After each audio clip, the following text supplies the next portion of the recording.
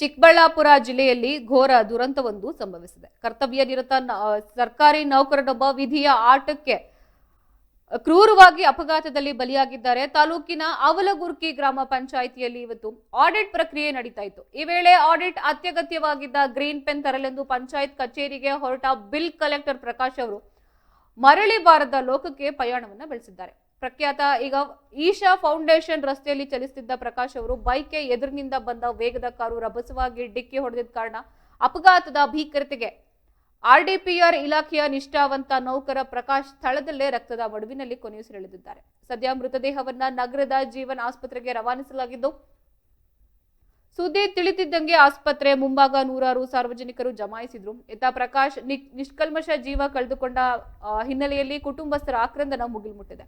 ಇನ್ನು ವಿಷಯ ತಿಳಿತಿದ್ದಂಗೆ ಅವಲಗುರ್ಕಿ ಗ್ರಾಮ ಪಂಚಾಯಿತಿ ಪಿಡಿಒ ತಕ್ಷಣವೇ ಆಸ್ಪತ್ರೆಗೆ ಭೇಟಿಯನ್ನ ನೀಡಿ ಸಾಂತ್ವನವನ್ನ ಹೇಳಿದ್ದಾರೆ. ಇನ್ನು ಸ್ಥಳೀಯ ಪೊಲೀಸರು ಪ್ರಕರಣ ದಾಖಲಿಸಿಕೊಂಡು ತನಿಖೆಯನ್ನ ಕೈಗೊಂಡಿದ್ದಾರೆ.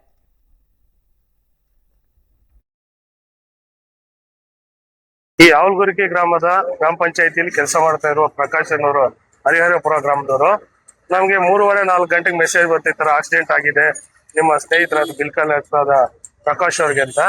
ಆಗ ನಮ್ಮ ಸಹೋದರಿಗೆಲ್ಲ ಹೇಳಿ ಬಂದ್ವಿ. ಇಲ್ಲಿ ಬಂದ್ ನೋಡಿದ್ರೆ ಅವರು ಮೃತಪಟ್ಟಿರ್ತಾರೆ ಸರ್. ಅದು ಹೆಂಗಾಯ್ತು ಅಂತಂದ್ರೆ ಅವ್ರ ಬಂಡೆ ಇದೆ ಅಂತೆ, ಆಫೀಸಿಂದ ಅವರಲ್ಲೇ ಈಚೆ ಬಂದಿದ್ದಾನೆ. ಹಾಗೆ ಈ ತರ ಆಗಿದೆ ಸರ್ ಘಟನೆ.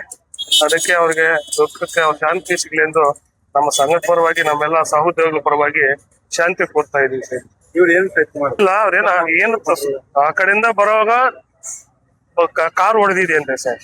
ಇವ್ರೆ 2 ವೀಲರ್ ಗಾಡಿಯಲ್ಲಿ ಸರ್. 2 ವೀಲರ್ ಬರೋವಾಗ ಈ ತರ ಘಟನೆ ಆಗ್ಬಾರ್ದಾಗಿತ್ತು. ಅದಕ್ಕೆ ನಾವೆಲ್ಲ ಒಂದು ಸೋಕ್ಷ ಮಾಡ್ತೀವಿ ಸರ್. ಇದೆಲ್ಲ ಆಫೀಸ್ ಬರ್ತಿದ್ರೆ ಹೇಗೆ ಆಫೀಸಿಂದ ಏನೋ ಆಫೀಸ್ ವರ್ಕಲ್ಲಿ ಏನೋ ಕೆಲಸ ನಿಮಿತ್ತ ಚಿಕ್ಕಬಳ್ಳಾಪುರ ಬರ್ತಾ ಇದ್ರು ಅಂತ ಸರ್. ಪ್ರಕಾಶ್ ಅನ್ಬಿಟ್ಟು ಸರ್, ಅವಲಗುರ್ಕಿ ಗ್ರಾಮ ಪಂಚಾಯತಿ 20 ವರ್ಷದಿಂದ ಅಲ್ಲೇ ಕೆಲಸ ಮಾಡ್ತಾ ಇದ್ದಾರೆ ಸರ್. ಅವರು ಮನೆಗ್ ಬಂದು ಬೈಕ್ ಬಿಟ್ಬಿಟ್ಟು ಎಲೆಕ್ಟ್ರಿಕ್ ಇವಿ ಗಾಡಿ ಎತ್ಕೊಂಡು ಬಂದ್ರು. ಅವ್ರು ಬಂದೊಂದ್ 10 ನಿಮಿಷಕ್ಕೆ ನಾವು ಕಾಲ್ ಮಾಡಿದ್ವಿ ನನ್ನ ಮಗಳಿಗೆ, ಊಟಕ್ಕೆ ಬರ್ತೈತಾ ಇಲ್ಲ ಆಫೀಸಲ್ಲೇ ತಿಂತಾರ ಅಂತ. ರಿಸೀವ್ ಮಾಡಿಲ್ಲ ಫೋನ್ ಅಷ್ಟೊತ್ತಿಗೆ.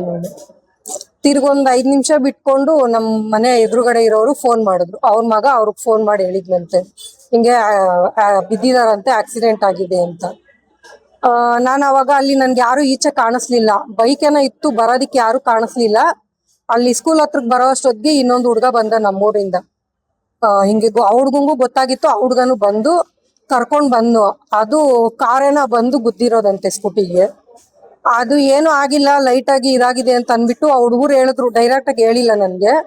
ಇಲ್ಲಿ ಬರೋ ಅಷ್ಟೊತ್ತಿಗೆ ನೋಡಿ ಇದ್ ಮಾಡೋ ಅಷ್ಟೊತ್ತಿಗೆ ಇಲ್ಲ ಸರ್. ಅದು ನಿಮ್ಗೆ ಎಷ್ಟೊತ್ತು ಗೊತ್ತಾಯ್ತು ಸರ್? ಒಂದ್ 5 ನಿಮಿಷ ಅವ್ರು ಬಂದೊಂದು 10 ನಿಮಿಷ ಹೆಚ್ಚು ಕಮ್ಮಿ ಏನೋ ಗೊತ್ತಾಗಿದೆ. 10-15 ನಿಮಿಷ ಹೆಚ್ಚು ಕಮ್ಮಿ ನನ್ಗೆ ಗೊತ್ತಾಗಿರೋ. ತೀರ್ಕೊಂಡಿರೋದು ಏನಾಗ್ತದೆ? ನಮ್ಮ ಯಜಮಾನ್ರು ಸರ್. ಅವರು ಆಫೀಸ್ ನಿಮಿತ್ತ ಹೋಗ್ತಿದ್ರ? ಆಫೀಸ್ ನಿಮಿತ್ತನೇ ಹೋಗ್ತಾ ಇದ್ದಿದ್ದು ಅವರು. ವೆಹಿಕಲ್ ಕಾರ್ ಬಂದು 2 ವೀಲರ್ ಕಾರ್ ಬಂದು 2 ವೀಲರ್ ತರ್ಲಿದ್ರು.